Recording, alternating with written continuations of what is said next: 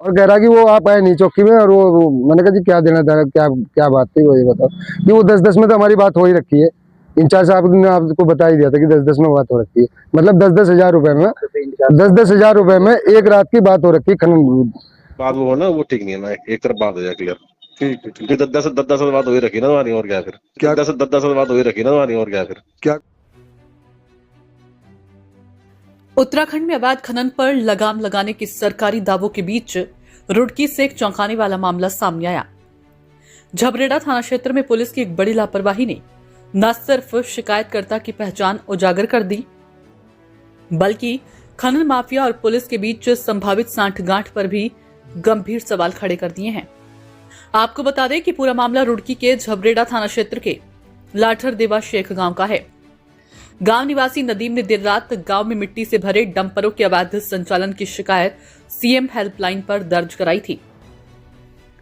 नियम के अनुसार शिकायतकर्ता की पहचान पूरी तरह गोपनीय रखी जानी चाहिए थी, लेकिन इकबालपुर चौकी पुलिस की कार्यप्रणाली ने शिकायतकर्ता को ही खतरे के मुहाने पर खड़ा कर दिया। हेलो। Hello hello. हाँ जी। हाँ जी, आपने 100 रुपये कॉल करी क्या? हाँ, यहाँ पे डंपर चल रहा है, अवैध खनन हो रहा है, जिसे लेकर यहाँ गांव में तनाव हो रहा है, उस चीज को लेकर फिर वही काम चालू हो गया। कहाँ पे ये बताओ। ये हरजोली के मोड़ पे हो रहा है, हरजोली। हरदोली जहाँ मेन रोड पे या अंदर गाँव में कहीं? हरजोली मेन रोड पे।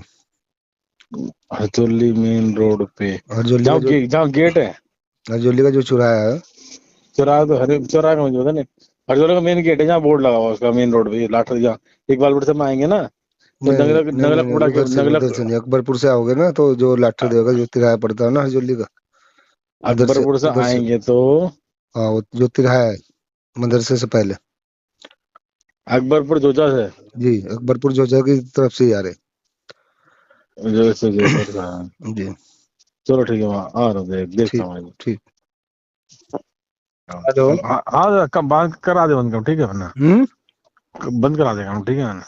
नहीं, काम तो चलो बंद करा दिया आपने। हाँ बताओ, आगे से करो आप।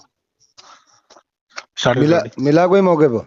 ना, मौके पे कोई नहीं है, इस समय तो कोई नहीं है, खाली पड़ा है इस समय, तो ये प्लॉट आपका।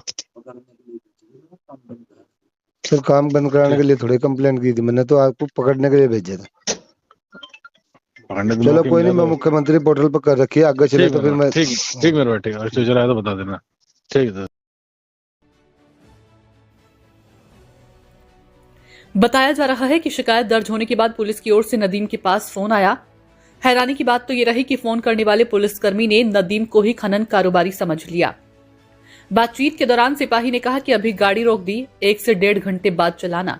इतना ही नहीं, कॉल में यह भी सुनाई दे रहा है कि हमारी आपसे 10-10 की बात हो रखी है। हाँ हाँ सर। और चलाना होगा तो मतलब 1-1.5 घंटे बाद चलाना, और अभी मत चलाना बिल्कुल, ठीक है? ठीक है, अभी नहीं उसने चला। 112 पे कॉल कर रखी है, और सेम सेम लाइन में, ठीक है, हेल्पलाइन में कॉल कर ठीक रखी है है, सर, ठीक है? नहीं चलाएंगे, कोई बाकी बात। सुबह 9-7 बजे को बोलेंगे, सुबह 10 बजे आके चौकी इंचार्ज साहब से मिल लेना एक बार, ठीक है? ठीक है, 9-7 इतना बजे को। ठीक है, ठीक है, 9-7 बजे को बोल दूंगा। हाँ, इतना करवा देना मेरा, ठीक है? ठीक है सर। बाकी ठीक। इंचार्ज साहब से बोल देना कि 9 मैंने काम बंद करा दिया है, और नौ जी। सात बजे सुबह आगे मिल लेंगे 10 बजे चौकी ठीक इंचार्ज साहब। ठीक ठीक है सर। ठीक। इकबालपुर चौकी इंचार्ज, इकबालपुर, ठीक है? ठीक है सर, हेल्प ठीक, हेल्प करने के लिए ओके, धन्यवाद। ठीक, ठीक। ओके। ठीक है, ठीक। क्योंकि दस दस बात हो ही रखी ना तुम्हारी, और क्या फिर? क्या कुछ लेकर आना? ना वो मुझे नहीं पता, सब साहब से बात चलो करने वाले, ठीक। ठीक है, है ठीक। ना? ठीक। ठीक है मेरे बेटे। ठीक।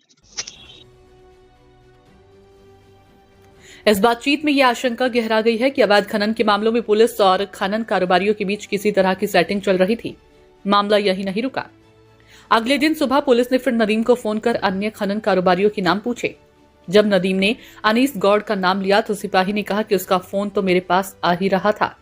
इसके साथ ही नदीम को खनन माफिया नौशाद का नाम लेकर चौकी इंचार्ज से मिलने के लिए भी कहा गया।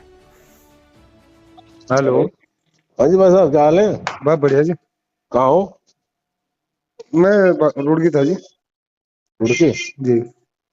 कल आप ही को फोन किया था, रात को मैंने, रात बात हुई थी आपसे ना? जी। क्या है फिर सीन, क्या बताया था मैंने आपको? हम्म। कुछ बोला था आपको ना मैंने कल? रात को इंचार्ज साहब से मिलने के लिए बोला था। हाँ वही तो मैं कह रहा हूँ, आप आए नहीं। नहीं, मैं थोड़ा बिजी था। वो तो आपने अच्छा। आपने हाँ, उनके लिए बोला था ना कि उनको भेज देना। किनको? जो जिनका काम चल रहा है उनको, मैंने उनके लिए बोला था, उनको भेज देना। ठेकेदार के लिए बोला था आपने। हाँ, किसका काम चल रहा है वैसे, किसका काम चलाती है? ये काम तो भोले का है जी। बोला कहाँ का है ये? लठदेव लठदेव कहाँ फोन का? लठदेव शेख। लठदेव शेख का बोला। और कौन कौन है इसमें? इसमें अकेला तो पार्टनरशिप होंगे कहीं ये? अनीस घोड़े। अनीस गौड़ से फोन आ रहा था। हम्म। और कोई दो ना, तीन होंगे? बस और यही है। एक मुल्ला है यहाँ का, अकबरपुर का मुल्ला। अकबरपुर का मुल्ला है। छोटा अकबर तो नहीं है? न- अच्छा, मुल्ला करके कोई अकबरपुर का। हम्म। अनीस गौड़ मुल्ला हो गया। और कौन है? तीसरा कौन बताया आपने? जावेद उर्फ भोला। भोला भोला भोला हम्म। भोला मुल्ला और ये अनीस वगैरह। हाँ, ये हम्म। कौन आ रहा था ना इनको? क्या कह चलो रहे थे? ठीक है, बता दो। चलो बोल दूंगा साहब को। मैं साहब बता देने को मिल लेंगे साहब से आगे एक बार। क्या कह रहे थे गौर साहब? ना ना, उनसे अपन से बात नहीं मिलेगी। और किससे हुई? बस उसे सर साहब दीवान जी से होते ना। दीवान जी कह रहे यार वो आए नहीं रात वाले। मैंने रात वाले पता नहीं, फोन तो करा, बात बता दिया रात में उन्होंने, मिल लेंगे रात में आगे। अच्छा अच्छा। चलो बात करें, भिजवा देना शाम को मिल लो एक बार साहब से, क्या है ना। ठीक है ठीक। फिर साहब आए मौके पे, फिर बात वो हो ना, वो ठीक नहीं है ना। एक तरफ बात हो जाए क्लियर। ठीक है ठीक। फिर 10 बात हो ही रखी ना तुम्हारी, और क्या है फिर? क्या कुछ लेकर आना? ना वो मुझे नहीं पता, साहब से बात चलो करना ठीक ठीक है है ना। ठीक ठीक है मेरे बाटे। ठीक।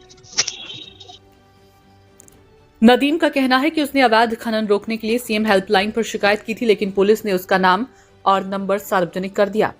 अब उसे डर है कि खनन माफिया उससे बदला ले सकते हैं और उसकी जान को खतरा हो सकता है। नदीम ने बताया कि उसने पूरी कॉल रिकॉर्डिंग सबूत के तौर पर संभाल कर रखी है और अब वह इस मामले में उच्च अधिकारियों से कार्रवाई की मांग करेगा। दरअसल में क्या है, यहाँ लठदेव शेख में काफी टाइम से डंपरों का काम चल रहा है, जो अवैध खनन हो रहा है, रात में होता है। उसमें हमारे परिवार के लोगों के साथ में 2 बार मारपीट भी हो चुकी है। 2 मुकदमे माननीय न्यायालय के पैसे अभी चल रहे हैं। तो उसमें क्या हुआ, रात में मैं जा रहा था तो मैंने 2-3 डंपर देख के जाते हुए, और उनके पीछे एक बोलेरो गाड़ी थी। मैंने जीपीएस कैमरा ऑन करके उनकी वीडियो बना ली लोकेशन के साथ में। फिर मैंने मुख्यमंत्री हेल्पलाइन पे कॉल की।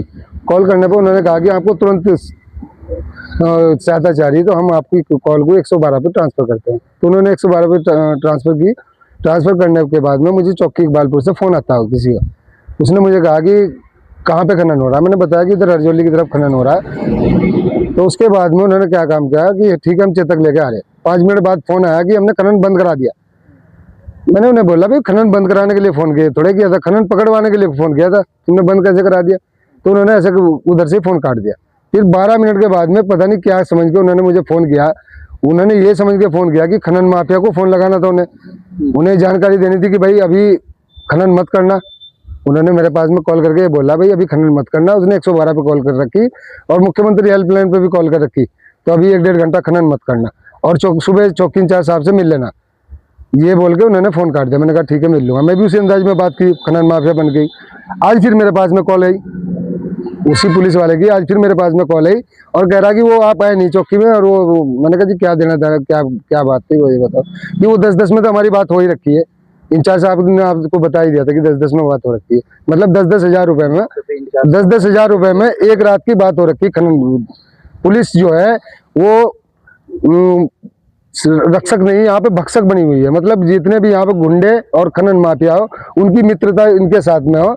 और चौकी इंचार्ज जो है वो जो शिकायत करता है उसका नंबर सार्वजनिक कर देता है, सार्वजनिक नंबर कर देता हो। यहाँ पे मारपीट होती है, झगड़े होते हैं लोगों के। क्या आपको हमारे साथ में 2 बार हादसे हो चुके हैं। कुछ भी हो सकता है। इसका जिम्मेदार कौन होगा? इसके जिम्मेदार यहाँ पे जो पहली जिम्मेदारी तो पुलिस की है। फिर यहाँ के जो लोकल नेता है उनकी जिम्मेदारी है। वो खुद करा रहे खनन यहाँ पे। उन्होंने कुछ गुंडे पाल रखे, उनकी सेवा खनन हो रहा है यहाँ पे। बड़ा सवाल, इस घटना ने एक बार फिर पुलिस की कार्यप्रणाली और अवैध खनन के खिलाफ कार्रवाई पर सवाल खड़े कर दिए हैं।